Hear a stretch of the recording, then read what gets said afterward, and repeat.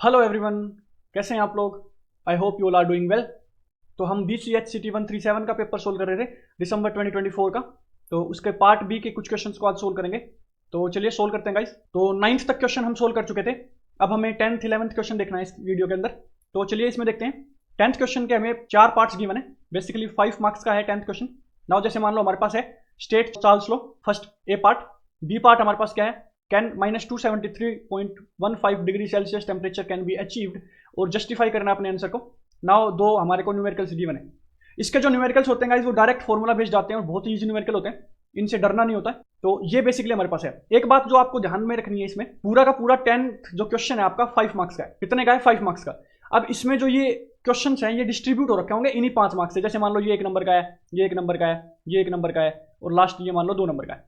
तो ये ऐसे डिस्ट्रीब्यूट हो रखा है। अब कंप्लीट अगर ये 5 मार्क्स का है और आप इसमें एक एक सीट भरने बैठ जाओ तो वो तो टाइम वेस्ट हो जाएगा ना यार। पूरी एक सीट के ऊपर बंदा ठीक करके आपको 1 नंबर दे रहा है, ठीक है जी। तो इसमें क्या करना होता है, उतना ही लिखना होता है जितने मार्क्स का है, जितनी रिक्वायरमेंट है। ज्यादा भरोगे आप टाइम वेस्ट होगा, आपके और क्वेश्चन छूट जाएंगे। हाँ, आपके पास टाइम है लास्ट में तो आप जितना चाहे लिख सकते हैं, उसमें कोई इशू नहीं है। तो चलिए इसको सोल्व करते हैं। अब हम तो इसमें अच्छे से आपको एक्सप्लेन करने के लिए पूरा ही बताएंगे। बाकी जितनी आपको रिक्वायरमेंट है, 1 नंबर का है तो 1 नंबर के हिसाब से, 2 का है तो 2 के हिसाब से, 3 का है तो 3 के हिसाब से आपको क्वेश्चन सोल्व करना है। बेसिकली इसके अंदर जो अपनी गैसियस स्टेट का होता है ना भैया, गैसियस स्टेट में जो होता है उसमें भैया 3-4 लो होते हैं। फर्स्ट लो हमारा यही होता है चार्ल्स लो, ठीक है जी, चार्ल्स लो, ठीक है। दूसरा हमारे पास होता है बॉयल्स लो। थर्ड हमारे पास होता है गेल-लुसैक्स लो, गेल-लुसैक्स लो। एक और होता है कंबाइंड गैस लो। ये कोई अलग से नहीं आया, ये क्या होता है बेसिकली इन तीनों का ही कॉम्बिनेशन मिला के हम कंबाइंड गैस लो में लिख देते हैं। अब जैसे आपका चार्ल्स लो आया हुआ है वैसे ही आपका बॉयल्स लो और गेल-लुसैक्स लो भी आ सकता है एक्सप्लेन करना, कंबाइंड गैस लो भी एक्सप्लेन करना आ सकता है। अगर आपको ये भी अच्छे से कवर करनी है तो आप हमारे लेक्चर्स को जाके देख सकते हैं, उनमें आपको अच्छे से आएगा। यहाँ पे चार्ल्स लो को हम एक्सप्लेन करेंगे। तो चार्ल्स लो बेसिकली क्या बोलता है, चार्ल्स लो भैया ये कहता है कि देखो, अगर हम अमाउंट को क्या करते हैं, फिक्स कर दें, किसी भी गैस की अमाउंट को क्या करते हैं, फिक्स कर दें। इसका मतलब अमाउंट फिक्स करने का मतलब है कि मास को फिक्स कर देना। किसको फिक्स कर देना? मास को फिक्स कर दिया, ठीक है जी। और प्रेशर को क्या रखा? कांस्टेंट रखा। प्रेशर को क्या रखा? कांस्टेंट। कांस्टेंट का मतलब होता है ना तो बढ़ाना ना ही कम करना। प्रेशर जितना था उतना ही रख दिया, ना तो बढ़ाना है ना कम करना है। मास को और प्रेशर को अगर हम कांस्टेंट कर दें, फिक्स कर दें, तो जो वॉल्यूम होती है उस गैस की वो डायरेक्टली प्रोपोर्शनल होती है उसके टेम्परेचर के, डायरेक्टली प्रोपोर्शनल होती है उसके टेम्परेचर के। यही बेसिकली इसमें लिख रखा है, the volume of a given mass is directly proportional to its temperature provide pressure remains constant. Pressure को कांस्टेंट रखें। इसको मैथमेटिकली हम रिप्रेजेंट कैसे करते हैं, V is directly proportional to T, ठीक है जी। वॉल्यूम डायरेक्टली प्रोपोर्शनल है टेम्परेचर के। अब इसको अगर एक्सप्लेन किया जाए नॉर्मली, भाई जितनी ज्यादा वॉल्यूम हम बढ़ाएंगे, सॉरी जितना ज्यादा टेम्परेचर हम इंक्रीज करेंगे, टेम्परेचर इंक्रीज करने का मतलब उसको हीट देने से होता है। हीट उसको जितनी ज्यादा देंगे उतनी उसकी काइनेटिक एनर्जी इंक्रीज होगी। काइनेटिक एनर्जी जितनी इंक्रीज होगी उतनी वो फैलेगी, स्प्रेड होगी, स्प्रेड होगी तो वॉल्यूम बढ़ जाएगी। अब अगर मान लो आप जिस रूम के अंदर बैठे हो उस रूम के अंदर जितनी की जितनी सारी की सारी जो अपने पास क्या है, गैस है, उस गैस को एक छोटी सी वॉल्यूम के अंदर भी मैं पूरा फिल कर सकता हूं प्रेशर देके। लेकिन यहां पे तो प्रेशर कांस्टेंट कर दिया, तो ठीक है जी, प्रेशर की तो बात नहीं करनी हमें, हमें करनी है टेम्परेचर की। अगर यहां पे टेम्परेचर बढ़ा दिया जाए तो गैस क्या हो जाती है, फैलती है, क्या होती है, स्प्रेड होती है, ठीक है जी, समझ गए। अगर टेम्परेचर को मैं क्या कर दूं, कम कर दूं, क्योंकि प्रेशर तो कांस्टेंट है। टेम्परेचर को अगर मैं कम करूं मतलब फ्रीज करने लग जाऊं, फ्रीज करने लग जाऊं तो कोई भी गैस होती है वो कंडेंस होना स्टार्ट कर देती है। कंडेंस होने में क्या होता है, जो गैस होती है उसकी वॉल्यूम जो होती है वो हल्की कम होती है। तो वॉल्यूम कम होगी अगर टेम्परेचर को कम किया जाएगा, और अगर वॉल्यूम बढ़ती है टेम्परेचर जब बढ़ाते हैं, ठीक है जी। ये बात आपको समझ में आनी चाहिए। तो इसका मैथमेटिकल रिप्रेजेंटेशन अगर हम लिखें तो वो क्या हो जाएगा, ठीक है जी, वो हो जाएगा वॉल्यूम डायरेक्टली प्रोपोर्शनल है टेम्परेचर के, और वॉल्यूम इक्वल्स टू कांस्टेंट अगर लगाएंगे, प्रोपोर्शनलिटी कांस्टेंट अगर मान लो लगाएंगे KT, अगर हम इसको T को इधर ले आए V/T is equals to constant हो गया, ठीक है जी। ये समझ में आ गया अपने को, V/T क्या होगा, कांस्टेंट हो गया। मतलब वॉल्यूम का किसी भी गैस को आप ले लो, उसकी वॉल्यूम से अगर हम उसका टेम्परेचर को हम डिवाइड करें तो एक कांस्टेंट टर्म निकल के आती है। तो इससे हमें यह पता चलता है कि वॉल्यूम 1/टेम्परेचर 1 बराबर हो जाएगा वॉल्यूम 2/टेम्परेचर 2। मतलब T2 टेम्परेचर पे मान लो V2 वॉल्यूम थी, ऐसे ही equals to V3 temperature, sorry V3 volume थी T3 टेम्परेचर पे। तो ये सारे के सारे ही तो कांस्टेंट होंगे। जब यहां से ये कांस्टेंट हो गया V/T, तो फर्स्ट टेम्परेचर पे जो वॉल्यूम थी, सेकंड टेम्परेचर पे जो वॉल्यूम थी, थर्ड टेम्परेचर पे जो वॉल्यूम थी, उनको जब हम डिवाइड करेंगे आपस में तो क्या हो जाएंगे, बराबर हो जाएंगे। इसका मतलब बेसिकली यही होता है, जब कांस्टेंट के इक्वल हो जाता है तो उसका मतलब बेसिकली यही होता है। तो ये इसका मैथमेटिकल रिप्रेजेंटेशन था। नाउ अगर इसकी बात की जाए, अगर हम देखें तो V1 V2 अगर मान लो हम इनिशियल वॉल्यूम्स रखते हैं और T1 T2 इनिशियल टेम्परेचर इन्हीं के कोरस्पॉन्डिंग, तो यही हमारे पास हो जाएगा कि V1/T1 इक्वल टू V2/T2। क्यों? क्योंकि V/T क्या है? कांस्टेंट टर्म है। ठीक है जी, ये था हमारा चार्ल्स लॉ। इसी को आप एक्सप्लेन कर सकते हो। अब आप इसको 4 नंबर में भी 5 नंबर में भी एक्सप्लेन कर सकते हो, क्योंकि आप ये लिख सकते हो, इसकी मैथमेटिकल रिप्रेजेंटेशन एक्सप्लेन कर सकते हो, इसका डायग्राम टाइप बना के, डायग्राम टाइप कैसे बना सकते हो? डायग्राम टाइप ऐसे बना सकते हो कि भैया ये हमारे पास क्या है? बीकर है मान लो। ठीक है जी। तो इसमें जो गैस हमारे पास थी, ठीक है जी, उसको जब हम हीट देना स्टार्ट करेंगे, तो ये मान लो ओपन बीकर है। कौन सा बीकर है? ओपन बीकर है। तो इसको जब हम क्या टेम्परेचर हीट देना स्टार्ट करेंगे, हीट देंगे मतलब टेम्परेचर इंक्रीज करेंगे, तो ये गैस काइनेटिक एनर्जी लेके हीट से और बाहर की तरफ मूव करना शुरू करेगी और फैलना स्टार्ट कर देगी, मतलब स्प्रेड होना स्टार्ट कर देगी। तो इससे हमें क्या पता चलता है कि जैसे ही हीट दी, जैसे ही टेम्परेचर दिया, वो गैस क्या होने स्टार्ट होगी? फैलना स्टार्ट करेगी, तो वॉल्यूम ऑटोमेटिकली इंक्रीज हो जाएगी। तो आप ऐसे इसको एक्सप्लेन भी कर सकते हो डायग्रामेटिकली। ठीक है, तो नेक्स्ट इसका जो पार्ट है, बी पार्ट, वो हम देखते हैं। इसमें क्या पूछ रखा है कि -273.15 डिग्री सेल्सियस टेम्परेचर को हम अचीव कर सकते हैं। भैया सबसे पहले तो इसको हम बोलते हैं 0 केल्विन। क्या बोला जाता है? 0 केल्विन, क्योंकि 0 डिग्री सेल्सियस क्या होता है? 273 केल्विन। 0.15 होता है, तो 273 ही लिख देते हैं केल्विन। ठीक है जी, ये अपने पास हो गया। अब जब हम इतने डिग्री सेल्सियस करेंगे, इससे माइनस करेंगे तो इसमें भी होगा माइनस, तो ये हो जाएगा 0 केल्विन। इसको हम बोलते हैं एब्सोल्यूट जीरो। इसको कौन सा टेम्परेचर बोला जाता है? Absolute zero temperature. Absolute zero temperature. अब ये जो टेम्परेचर होता है ना गाइस, ये टेम्परेचर को अचीव नहीं किया जा सकता। इस टेम्परेचर को अचीव क्यों नहीं किया जा सकता? क्योंकि इस टेम्परेचर पे जनरली कोई भी पार्टिकल का मोशन पॉसिबल नहीं है। मतलब क्या है? देखो, अगर एक्सप्लेन किया जाए तो अगर मान लो -273.15 डिग्री सेल्सियस है, जो कि एब्सोल्यूट जीरो है, मतलब या फिर हम कह सकें 0 केल्विन टेम्परेचर है। मतलब इस टेम्परेचर पे कोई एटम है, उसके अंदर जो इलेक्ट्रॉन्स का मोशन होता है, या एटम्स जो है गैसियस मॉलिक्यूल्स, उनका जो मोशन होता है, कोई भी सिंगल टाइप का मोशन भी पॉसिबल नहीं है। इस टेम्परेचर पे सब कुछ फ्रीज हो जाता है। इस टेम्परेचर पे जो वेलोसिटी होती है, जो डिस्प्लेसमेंट होती है, सब जीरो हो सकता है, हो जाती है। कुछ भी पॉसिबल नहीं है। तो जब कुछ भी पॉसिबल नहीं है, तो यहां से क्या है? कोई मूवमेंट नहीं है, कोई मोशन नहीं है, तो यहां पे तो टाइम क्या हो गया? फ्रीज हो गया ना भैया, टाइम रुक गया। जब कोई मोशन कुछ पॉसिबल ही नहीं है, तो टाइम रुक गया। तो इसका मतलब ये टेम्परेचर कभी भी पॉसिबल होगा ही नहीं। अब मान लो ये टेम्परेचर था, इससे मैं टेम्परेचर इंक्रीज करता चला जाऊं, इससे टेम्परेचर इंक्रीज करता चला जाए, इस इंक्रीज करते चले जाए, इंक्रीज करते चले जाए। ठीक है जी, इंक्रीज करते चले जाए, तो ये जो हमारे पास एटम्स थे, उनमें क्या होनी स्टार्ट हो जाएगी? हल्की हल्की वाइब्रेशन आनी स्टार्ट हो जाएगी। उसके अंदर के जो इलेक्ट्रॉन्स थे, वो इस टेम्परेचर को लेके और मोशन करना स्टार्ट कर देंगे। तो जब हम रूम टेम्परेचर तक पहुंचते हैं, तो हमारे एटम्स जो होते हैं नॉर्मली स्टेबिलिटी की तरफ एक्ट कर जाते हैं, और उसके अंदर जो हमारी मोशन होती है वो पॉसिबल हो जाती है। अपना रूम टेम्परेचर तो कितना है? 23 डिग्री सेल्सियस। ठीक है जी, अलग अलग जगह पे अलग अलग होता है ऑब्वियसली। अगर आप इंडिया में साउथ में बात करें, तो वहां पे टेम्परेचर जो होता है वो ज्यादा होता है। वहां पे 35, 40, 50 तक भी चला जाता है।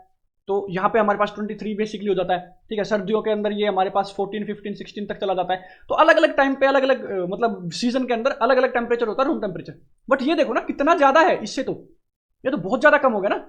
तो इस पे कुछ भी पॉसिबल नहीं है। इस पे कोई मोशन, सिंगल टाइप का मोशन भी पॉसिबल नहीं है। अब मोशन ही नहीं होगा तो टाइम फ्रीज हो जाएगा। तो ये थर्मोडाइनमिक्स के लॉज के अकॉर्डिंग ये टेम्परेचर अनअटेबल होता है। अनअटेनेबल का मतलब अटेन ही नहीं किया जा सकता, इसको हम नहीं ला सकते हैं। तो ये टेम्परेचर पॉसिबल नहीं है। यहां पे हमने ये लिखा हुआ है, no this also known as absolute zero temperature can not be achieved, it is the theoretical temperature. ये एक थ्योरेटिकल टेम्परेचर होता है, प्रैक्टिकली इस टेम्परेचर को अटेन करना पॉसिबल नहीं है। तो at which all molecular motion ceases, इसका मतलब क्या है कि सारे के सारे मोलिकुलर मोशन जो होते हैं, एटॉमिक लेवल के जो मोशन होते हैं, सब कुछ सीज हो जाते हैं, कुछ भी मोशन पॉसिबल नहीं होता है। तो it is considered unattainable in practice due to law of thermodynamics. मतलब थर्मोडायनेमिक्स के लॉ के अकॉर्डिंग ये ये टेम्परेचर को अटेन नहीं किया जा सकता। जनरली ये कहा जाता है कि ये जो टेम्परेचर होता है वो स्पेस का टेम्परेचर होता है। किसका टेम्परेचर होता है? स्पेस का। बट वो भी एक थ्योरेटिकल कॉन्सेप्ट है। थ्योरेटिकल कॉन्सेप्ट क्या है? जहां पे स्पेस में कुछ भी ना हो, इवन लाइट भी ना हो। अब स्पेस के अंदर लाइट तो मिलेगी ना मिलेगी भाई, कहीं ना कहीं कुछ ना कुछ थोड़ी बहुत लाइट तो मिलती ही है। थोड़ी सी भी लाइट आ गई तो ये टेम्परेचर नहीं पॉसिबल है। समझ रहे हो ना आप? वैसे कहा जाता है एब्सोल्यूट जीरो टेम्परेचर स्पेस का टेम्परेचर होता है, बट वहां पे भी अगर लाइट ना हो तो, बट लाइट तो प्रेजेंट है ना, तो इसलिए ये टेम्परेचर को अटेन करना पॉसिबल नहीं है। नेक्स्ट पार्ट देखते हैं। नेक्स्ट हमारे पास न्यूमेरिकल है, what is the pressure exerted by 2 gram of hydrogen gas at 27 degree Celsius if it occupies a one volume of 100 centimeter cube। ठीक है जी, यहाँ पे basically occupies a volume of ही है ना, वन क्या होता है? कुछ नहीं है यहाँ पे, ये तो वैसे ही टाइपिंग एरर है। तो what is the pressure exerted? ठीक है जी, सबसे पहले हमारे पास क्या करना है अपने को? सबसे पहले देखते ही अपने को इसमें आइडियल गैस इक्वेशन, जो गैस इक्वेशन होती है ना, वो लगानी होती है। PV = nRT। अब ये तो यार 12th क्लास की चीजें हैं। PV is equal to NRT. P यहाँ पे स्टैंड करता है प्रेशर से, आप ये फॉर्मूला ऐसे याद रख सकते हो। वी होती है वॉल्यूम, ये रिलेशन है बेसिकली। एन होता है number of moles, number of moles. R होता है गैसियस कांस्टेंट, क्या होता है भैया, गैसियस कांस्टेंट। और टी होता है टेम्परेचर। बट एक चीज याद रखनी है भैया, टेम्परेचर होता है केल्विन के अंदर। टेम्परेचर किस में होता है, केल्विन में। और जो है हमारे पास गैसियस स्टेट का जो कांस्टेंट है, गैसियस कांस्टेंट है जो बेसिकली, इसको भी एसआई यूनिट के अंदर रखना होता है। तो चलिए हमें क्या क्या गिवन है हम वो देख लेते हैं। सबसे पहले प्रेशर, ये तो फाइंड आउट करना है, प्रेशर फाइंड आउट करना है, प्रेशर को फाइंड आउट करना है भैया। पहली चीज तो लिख ली, ठीक है जी। दूसरी चीज गिवन लिख लेते हैं क्या क्या है, ठीक है जी। गिवन हमारे पास क्या है, मास गिवन है गाइस, कितना, 2 ग्राम। मास गिवन है तो हम क्या निकालेंगे, मोल्स निकालेंगे। मोल्स क्या होता है, given mass upon molecular mass upon molecular mass, ठीक है जी। मास गिवन तो हमारे पास है 2 ग्राम, मोलिकुलर मास हमें पता होता है किसका, किसी भी गैस का। अब गैस यहाँ पे क्या दे रखी है, हाइड्रोजन दे रखी है भैया। हाइड्रोजन जो हमारे पास एक H एटम होता है वो होता है 1 ग्राम, उसका एटॉमिक मास H2 के अंदर रहता है। अब ये बात आपको ध्यान रखनी है गाइस, यहां से क्वेश्चन आपका गलत होता है। हाइड्रोजन जैसे ही देखते हो, हाइड्रोजन एटम का मास होता है 1 AMU, और जब उसके एटॉमिक मास की बात करें तो 1 मोल ऑफ हाइड्रोजन की बात करें तो हो जाता है 1 ग्राम। अब आप यहाँ पे 1 ग्राम लेके इसको 2 मोल में लिख लोगे, जो कि गलत हो जाएगा आपका, क्योंकि जो हमारे पास हाइड्रोजन है वो एक डायटोमिक गैस है, वो हमेशा H2 के अंदर पाई जाएगी। H2 के अंदर पाई जाएगी तो उसका मास जो मोलिकुलर हो जाएगा वो 2 ग्राम हो जाएगा, और जब उसकी हम मोल निकालेंगे तो 2 ग्राम अपॉन 2 ग्राम आ जाएगा, जो कि 1 मोल हो जाएगा। गिवन मास क्या है, 2 ग्राम, हमें 2 ग्राम गिवन है। और मोलिकुलर मास भी कितना है, 2 ग्राम, क्योंकि एक H का 1 ग्राम और दूसरे H का 2 ग्राम, क्योंकि डायटोमिक गैस है, 2 एटम एक साथ जुड़ के रहते हैं। तो 2 ग्राम अपॉन 2 ग्राम कितना हो गया, 2 ग्राम पर मोल हो गया। नंबर ऑफ मोल्स क्या हो गए, 2 ग्राम पर मोल में 2 ग्राम है, ठीक है जी। एन भी आ गया अपने पास, मास इतना है, एन इतना है, प्रेशर फाइंड आउट करना है, वॉल्यूम हमें गिवन है 100 सेंटीमीटर क्यूब में। अब भाई जब हमें सारी चीजें ही एसआई यूनिट में रखनी है तो ये भी एसआई यूनिट में रखनी है। सबसे कॉमन चीज है 0.0001 मीटर क्यूब इसकी हो जाती है। बेसिकली सेंटीमीटर क्यूब से मीटर क्यूब में जब हम चेंज करते हैं तो 1 मीटर इक्वल्स टू 100 सेंटीमीटर होता है। दोनों तरफ हम क्या कर दें, क्यूब कर दें, तो ये तो क्या हो जाएगा 1 मीटर क्यूब। इस तरफ क्या हो जाएगा 1 2 3 4 5 6, इसको जब क्यूब करेंगे तो ठीक है सेंटीमीटर क्यूब, तो ये हो जाएगा हमारे पास। अब जब इसको इससे हम क्या करेंगे, डिवाइड करेंगे, क्योंकि सेंटीमीटर क्यूब से हमें मीटर क्यूब में चेंज करना है, सेंटीमीटर क्यूब से हमें मीटर क्यूब में चेंज करना है, तो इससे डिवाइड ही करेंगे ना ऑब्वियसली। ठीक है जी, डिवाइड करेंगे तो यही आ जाएगा। देखो आप ध्यान से, इसको आप 1 2 3 4 5 6 रखाएंगे, 2 से 2 आपका हो जाएगा कैंसल आउट, 1 2 3 4, 4 के बाद पॉइंट, एक तो ये है 2 3 4 के बाद पॉइंट, वही आ गया सेम, तो ये आ गई हमारे पास मीटर क्यूब के अंदर। ठीक है जी, वॉल्यूम भी हमने देख ली। अब वॉल्यूम हमने देख ली, आर की वैल्यू आपको पता होती है, आर की वैल्यू आपको पता होती है भैया 8.314 जूल पर मोल पर केल्विन। ठीक है जी, ये आपकी एसआई यूनिट के अंदर है। देखो जूल एसआई यूनिट के अंदर है, मोल एसआई यूनिट के अंदर है, केल्विन टेम्परेचर एसआई यूनिट के अंदर है। तो एसआई यूनिट के अंदर ही आपको रखना है, अदरवाइज आपका क्वेश्चन गलत हो जाएगा। टेम्परेचर, लास्ट टेम्परेचर की बात करें 273 केल्विन होता है 0 डिग्री सेल्सियस, 0 डिग्री सेल्सियस। ठीक है जी, अब 27 डिग्री सेल्सियस हमें गिवन है, देखो आप ध्यान से 27 डिग्री सेल्सियस हमें गिवन है, तो इसको जब चेंज करेंगे तो 27 डिग्री सेल्सियस प्लस 273 केल्विन, 273 तो क्या हो जाएगा, केल्विन के अंदर चेंज हो जाएगा। अब क्या हो जाएगा, ये केल्विन में चेंज करने के की ट्रिक है ये। जो नॉर्मल 273 हमें ऐड कर देना होता है जो हमें गिवन सेल्सियस के अंदर होता है, मान लो डिग्री सेल्सियस जो हमें गिवन होता है 273 कर दो तो वो केल्विन के अंदर चेंज हो जाता है। तो कितना होगा ये, इसके अंदर जब ऐड करेंगे तो डायरेक्ट 300 होगा केल्विन ये तो। ठीक है जी, डन, हमने सब कुछ लिख लिया, हमें क्या क्या गिवन था। अब हमें क्या करना है, फाइंड आउट, जस्ट फॉर्मूले के अंदर पुट करना है। तो P is equal to, sorry क्या था फॉर्मूला, क्या था, PV is equal to NRT। तो P फाइंड आउट करना है तो V को भी उधर ले जाएं, डिवाइड में हो जाएगा।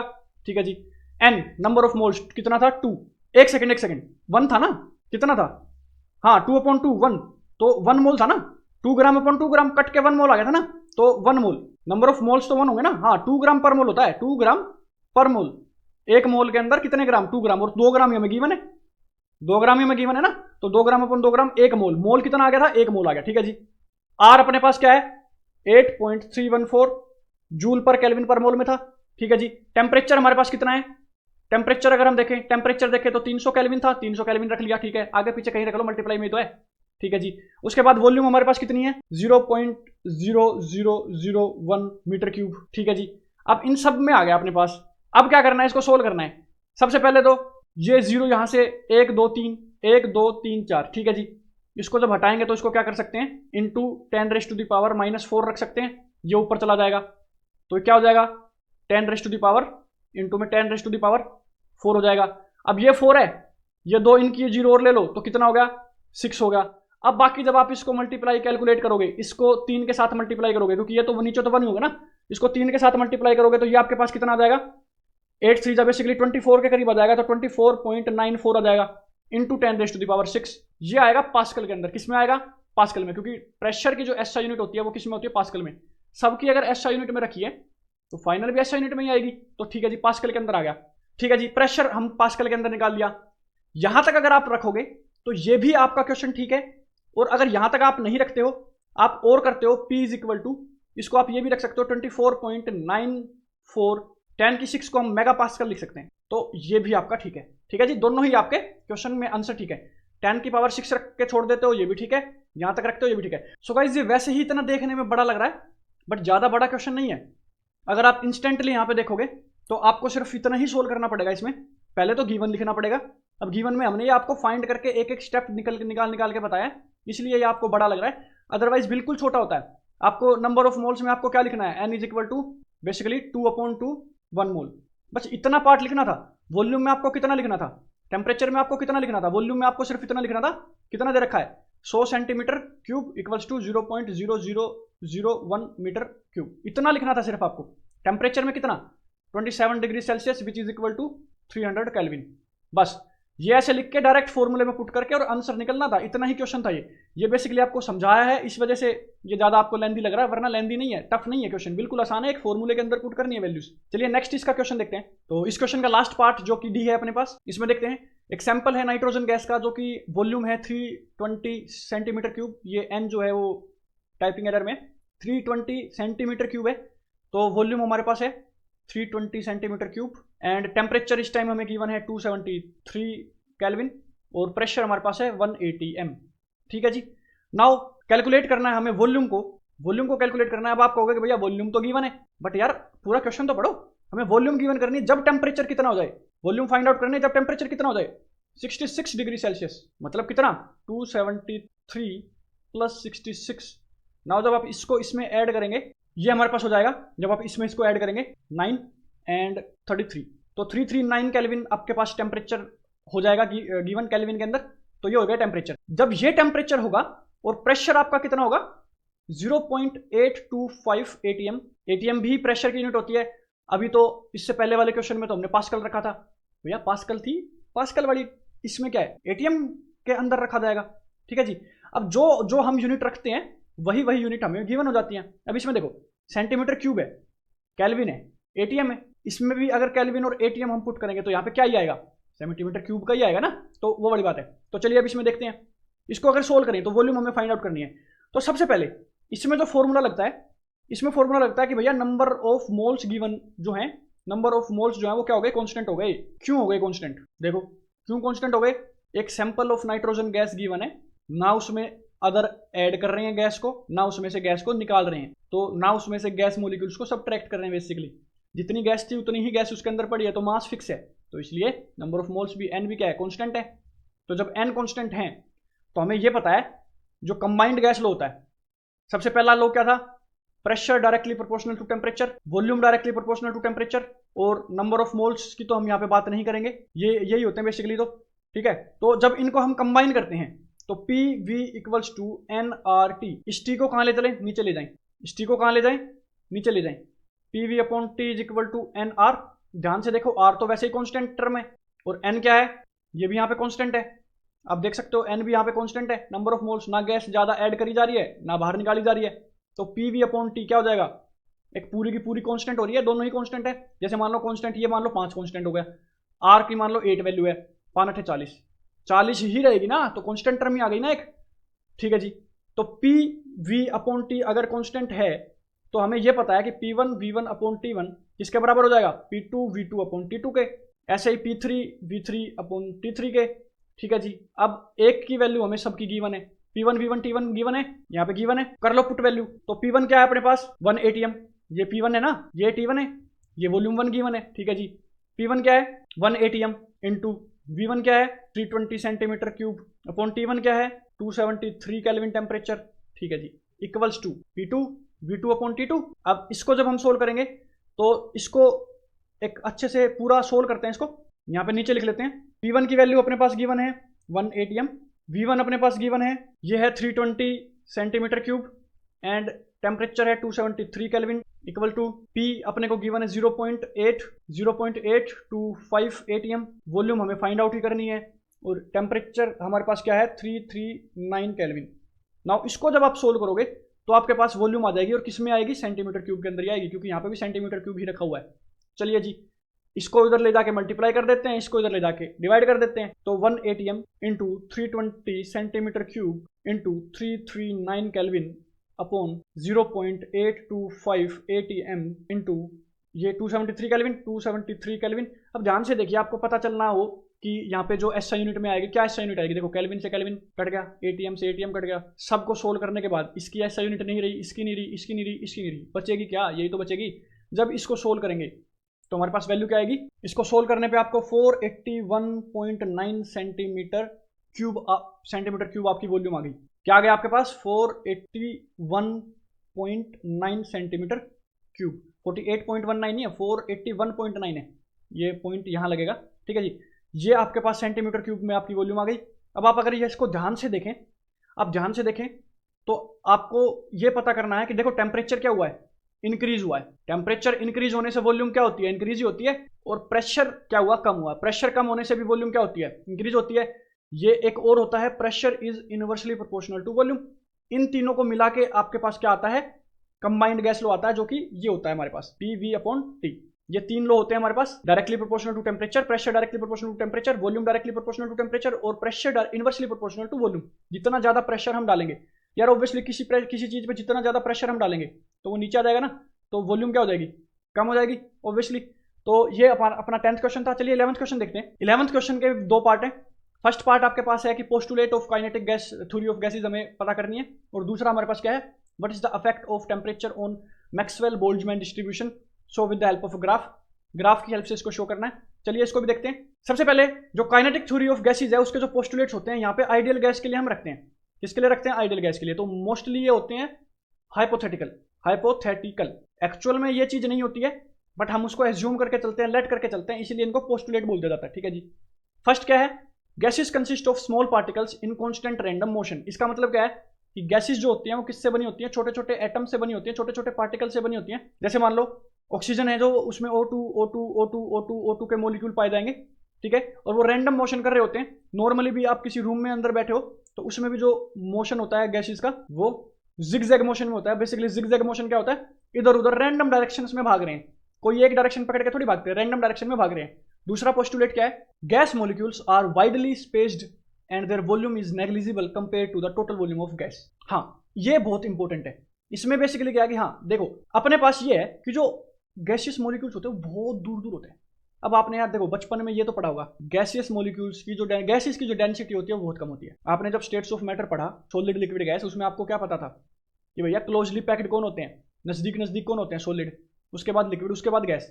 तो गैसेस एटम्स जो होते हैं, गैसेस मॉलिक्यूल्स होते हैं, बहुत दूर दूर होते हैं। अब बहुत दूर दूर होते हैं, इसका मतलब widely spaced and their volume is negligible, मतलब स्पेस उनके बीच में बहुत ज्यादा होता है। स्पेस क्या होता है इनके बीच में, बहुत ज्यादा है, ठीक है जी, स्पेस अब बहुत ज्यादा है। तो ये कहा गया है कि जो इस पूरे कमरे के अंदर जो वॉल्यूम है, गैस भरी पड़ी है, उस पूरी गैस को मैं सिर्फ इतनी सी वॉल्यूम के अंदर भी भर सकता हूँ, प्रेशर के साथ।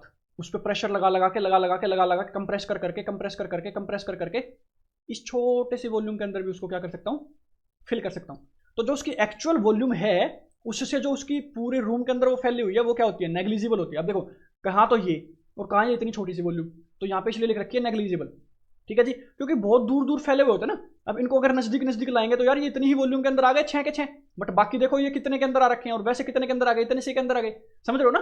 तो ये था इसका दूसरा पोस्टुलेट। तो इसमें क्या होता है, नेग्लिजिबल होती है टोटल वॉल्यूम ऑफ गैस, समझ में आया। तीसरा, collision between gas molecule and their walls of the container are perfectly elastic. इनका क्या होता है कि भैया एनर्जी ट्रांसफॉर्मेशन जो होता है वो जीरो होता है इलास्टिक कोलिजन के अंदर। ये एक हाइपोथेटिकल है कि जैसे मान लो ये आप कोई भी क्या ले रहे हो, बीकर ले रहे हो या कोई कंटेनर ले रहे हो जिसमें गैस है। अब इस गैस का ये मॉलिक्यूल जो इसके पास टकराएगा इस गैस से, वो जो कोलिजन होगा वो क्या होगा, इलास्टिक होगा। नेक्स्ट जो हम बात करें, no intermolecular forces exist between gas molecules, hypothetical है। एक गैस मॉलिक्यूल दूसरा गैस मॉलिक्यूल है, इनके बीच में ये कह रहा है कि कोई इंटरेक्शन है ही नहीं। यहाँ पे जो इनकी इंटरेक्शन होती है उनको बोलते हैं van der Waals forces, van der Waals forces, ठीक है। ये वैन डर वाल्स फोर्सेस बहुत ज्यादा वीक होते हैं, बहुत ज्यादा वीक होते हैं। ये जस्ट इन दोनों के बीच में लगने वाले क्या है यार, ग्रेविटेशन फोर्सेस ही तो है एक तरह से, ठीक है। तो ग्रेविटेशन फोर्सेस जितने कम मासेस के ऊपर तो बहुत ही ज्यादा कम लगेंगे ना, बहुत ही ज्यादा नेग्लिजिबल लगेंगे ना। बट यहाँ पे तो नो लिख रखा है, अबे लगते तो हैं, नो तो नहीं होता, बिल्कुल ना के बराबर होता है, ठीक है, बट नो तो नहीं है, बिल्कुल नहीं तो है, समझ रहे हो ना। तो नेग्लिजिबल है, बट ऐसा नहीं है कि बिल्कुल कोई भी इंटरेक्शन नहीं होती है, इसलिए ये भी हाइपोथेटिकल है। बट हाँ, अब हम एज्यूम करके चलते हैं तो पोस्टुलेट में आ गया। तीसरा क्या है, the average kinetic energy of gas molecule is directly proportional to the absolute temperature, ठीक है जी, मान गया। एब्सोल्यूट जीरो टेम्परेचर नहीं है, देखो ध्यान से। अब आप कहोगे कि एब्सोल्यूट जीरो टेम्परेचर पे तो कोई मोशन पॉसिबल ही नहीं है, हाँ बिल्कुल नहीं है, बट एब्सोल्यूट टेम्परेचर दिया हुआ है, मतलब जो टेम्परेचर हम उसको गिवन दे रहे हैं, मतलब दे रहे हैं उसको, गिवन हो रहा है उसको टेम्परेचर, ठीक है, ठीक है। तो एवरेज काइनेटिक एनर्जी, अब ठीक है यार, काइनेटिक एनर्जी बेसिकली क्या होती है, हाफ एम वी स्क्वायर होती है। वेलोसिटी जितनी ज्यादा, वेलोसिटी उतनी ही ज्यादा होगी जितनी टेम्परेचर उसको देंगे। अब यार टेम्परेचर लेगा, टेम्परेचर लेके क्या हो जाएगा, रैंडम मोशन करने लग जाएगा, तेज तेज स्पीड में मोशन करने लग जाएगा। तो जितना ज्यादा टेम्परेचर हम बढ़ाएंगे उतनी ही ज्यादा उसकी क्या आ जाएगी, काइनेटिक एनर्जी बढ़ जाएगी। तो इसलिए आप ये लिख सकते हो कि kinetic energy is directly proportional to temperature for gaseous molecule, और गैसियस मॉलिक्यूल्स, ठीक है जी। ये भी एक पोस्टुलेट हो गया। नेक्स्ट पोस्टुलेट की अगर हम बात करें, the pressure exerted by a gas is due to collision of molecules with container walls. ये बहुत इंपॉर्टेंट है जी। Pressure exerted by gas is due to collision of molecules with the container of walls, ठीक है जी। कैसे, चलिए देखते हैं। ये हमारे पास है कोई कंटेनर, इसके अंदर भरी हुई है गैस। अब ये जो अपना गैस का एटम है, ये जो हमारे पास एटम है, इसका ये वाला जो पोर्शन है वो जाके और इस वॉल से टकरा गया, क्या कर गया, कोलाइड कर गया, क्या कर गया, कोलाइड कर गया, टकरा गया, ठीक है जी। ये जब इस पे टकराएगा तो यहाँ पे कुछ फोर्स देगा यार ये। अब ऑब्वियसली कोई एक चीज दूसरी चीज पे टकराती है तो वो उस पर क्या होती है, फोर्स तो लगाती है ना। इसने इस पे फोर्स लगाया, अब इसने जितने एरिया पे फोर्स लगाया, मान लो इस छोटे से एरिया पे फोर्स लगाया, ये एरिया हो गया मान लो ए, ठीक है जी। इसने जो फोर्स लगाया, जो कोलिजन लगाया है, जो कोलिजन से जो इसने फोर्स लगाया था, ठीक है ना, तो फोर्स इसने जो लगाया था और अपॉन एरिया क्या हो जाएगा इस गैस का प्रेशर। आप कहते हो ना भैया ये प्रेशर किस प्रेशर पे ये गैस है, समझ रहे हो, इस गैस का प्रेशर क्या है। मान लो हम ये अभी अभी पढ़ के आए हैं हम, 5 atm प्रेशर है, ठीक है, 1 atm प्रेशर है, या कितने पास्कल में होता है वो प्रेशर, किस वजह से आता है, वो इसी वजह से आता है कि ये जो है इस कंटेनर पे कितना फोर्स लगा रहे हैं। अब देखो, जितना ज़्यादा टेम्परेचर बढ़ाएंगे उतनी ज़्यादा स्पीड में ये भागेंगे, जितनी ज़्यादा स्पीड में ये भागेंगे तो उतनी ही ज़्यादा फोर्स ये इस पे लगाएंगे। ऑब्वियसली जो ज़्यादा स्पीड से भाग रहा होता है, वो ज़्यादा स्पीड से भाग रहा होता है, उसकी मोमेंटम ज़्यादा होती है, जिसकी मोमेंटम ज़्यादा होती है, चेंज इन मोमेंटम ज़्यादा होती है, उसका फोर्स उतना ही ज़्यादा होता है। सेकंड लॉ ऑफ मोशन में आपने पढ़ी रखा होगा ना। तो ऑब्वियसली तो अब आप ये भी देख सकते हो कि टेम्परेचर इंक्रीज करने पे प्रेशर भी इंक्रीज हो रहा है। टेम्परेचर बढ़ाओगे तो काइनेटिक एनर्जी बढ़ेगी, ज़्यादा स्पीड से भागेगा, ज़्यादा स्पीड से भागेगा तो टकराएगा ज़्यादा, तो फोर्स ज़्यादा लगाएगा।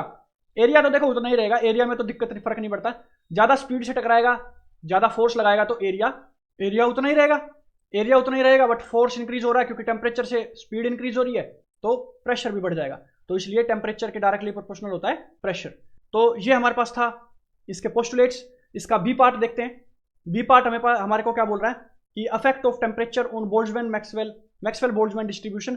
इसको ग्राफ के उसमें हमें शो करना है। तो चलिए सबसे पहले ग्राफ ही देखते हैं। ग्राफ में बेसिकली हमारे पास क्या होता है, एक्स एक्सिस पे हम क्या लेते हैं, ये एक्स एक्सिस है मान लो, ये वाई एक्सिस है। एक्स एक्सिस पे हम वेलोसिटी मीटर पर सेकंड में रखते हैं, और प्रोबेबिलिटी डिस्ट्रीब्यूशन हम रखते हैं किस पे, वेलोसिटी का प्रोबेबिलिटी डिस्ट्रीब्यूशन रखते हैं वाई एक्सिस पे। अब ये बेसिकली क्या है, इसका मतलब है कि कितने जो मॉलिक्यूल्स हैं वो कितनी वेलोसिटी से भाग रहे हैं। अगर यहाँ पे ज्यादा ग्राफ का एरिया रखा है तो इसका मतलब ज्यादा है। अब चलो इसको एक्सप्लेन करते हैं। इसका अगर आप बात करो, देखो इसमें पीक जो है, ये जो एरिया जो है इसके नीचे का, ये एरिया जो हमारे पास है, ये एरिया क्या बताता है, नंबर ऑफ मॉलिक्यूल्स जो कि भाग रहे हैं किसी स्पीड से। अब देखो इसका एरिया कम वेलोसिटी पे आ रहा है ना, कम, यहाँ पे कम वेलोसिटी होगी ऑब्वियसली, यहाँ पे ज्यादा। अगर इसको बढ़ाते चलें तो चलिए इसके ग्राफ को अगर देखें तो ये मान लो ग्राफ है, यहाँ पे अगर कुछ मान लो 2 मीटर पर सेकंड की वेलोसिटी है, यहाँ पे 4 मीटर पर सेकंड की है, यहाँ पे 6 की है, यहाँ पे 8 की है, यहाँ पे 10 की है, ठीक है, ऐसे आगे आगे बढ़ती जा रही है। तो एक का तो एरिया यहाँ पे आ रहा है 4 से 6 के आसपास, और दूसरे का एरिया हम मान लो ऐसे यहाँ पे आ रहा है, इसके नीचे का पीक का एरिया नीचे का, तो ये तो ज़्यादा आ रहा है ना। देखो 8 से 10 के बीच में आ रहा है, ये 4 से 6 के बीच में आ रहा है, समझ रहे हो। ये टेम्परेचर ज़्यादा होता है, ये टेम्परेचर कम होता है। तो जैसे हम टेम्परेचर इंक्रीज करते हैं वैसे ही जो पीक वैल्यू होती है, अब देखो इसकी पीक ज़्यादा है, इसकी पीक इससे कम है, बट ये क्या हो गया, ब्रोडन हो गया। ब्रोडन मतलब फैल गया। अब ये फैल गया, इसका मतलब ये जो एरिया है ना नीचे का इसका, ये ज़्यादा हो गया। अब आप ध्यान से देखो कि इसका एरिया ये ज़्यादा होगा ये वाला, या इसका ये वाला एरिया ज़्यादा होगा। ऑब्वियसली इस दूसरे वाले का ज़्यादा होगा। तो ज़्यादा एरिया का मतलब है कि ज़्यादा नंबर ऑफ मॉलिक्यूल्स का वेलोसिटी इंक्रीज हो गई, तो टेम्परेचर बढ़ाने से देखो T2 ग्रेटर देन T1 है, टेम्परेचर जैसे बढ़ाएंगे वैसे ही अपना जो ग्राफ है वो क्या हो जाएगा, फ्लैटन हो जाएगा। फ्लैटन मतलब चपटा हो जाएगा, हल्का सा, ज़्यादा ऊपर उसकी पीक नहीं रहेगी, हल्का सा चपटा हो जाएगा। और चपटा हो जाएगा तो उसका वो जो शिफ्ट किस तरफ होगा, राइट हैंड साइड शिफ्ट होगा, हाइयर वेलोसिटीज की साइड शिफ्ट होगा। यही बात हम यहाँ हमने यहाँ पे लिख रखी है। It describe the speed distribution of gas molecule, gas molecule का स्पीड डिस्ट्रीब्यूशन को एक्सप्लेन करता है। As temperature increases the peak curve shift to higher speeds and flattens, flatten हो जाता है और हाइयर स्पीड्स की तरफ शिफ्ट हो जाता है। दिस मीन मोर मॉलिक्यूल्स, इसका क्या मतलब होगा कि ज़्यादा से ज़्यादा मॉलिक्यूल्स होंगे हाइयर स्पीड पे, हाइयर टेम्परेचर पे मूव कर रहे होंगे। इसका मतलब ये है कि अगर आप यहाँ पे देखें तो हाइयर टेम्परेचर के ऊपर जैसे ही टेम्परेचर हमने बढ़ा दिया, T2 बढ़ा दिया तो इसके नीचे का ग्राफ का एरिया बढ़ गया। इसका मतलब ज़्यादा नंबर ऑफ, मैंने बताया कि इस ग्राफ के नीचे का एरिया क्या शो करता है, नंबर ऑफ मॉलिक्यूल्स, तो ज़्यादा एरिया मतलब ज़्यादा number of molecules higher velocity की तरफ शिफ्ट हो गए, मतलब हाइयर वेलोसिटी से भाग रहे हैं। तो ये था हमारे पास टेम्परेचर से रिलेशन किसका, मैक्सवेल बोल्ट्जमैन डिस्ट्रीब्यूशन का। तो ये इसके आपको लिखना है और वो आपको ग्राफ बनाना है। तो ये थे आज के हमारे क्वेश्चंस। तो आज की वीडियो में इतना ही रखते हैं गाइस, नेक्स्ट क्वेश्चंस जो है वो नेक्स्ट वीडियो में करेंगे। आई होप आपको समझ में आए होंगे। अगर वीडियो अच्छी लग रही है तो आप please like share and subscribe to our channel.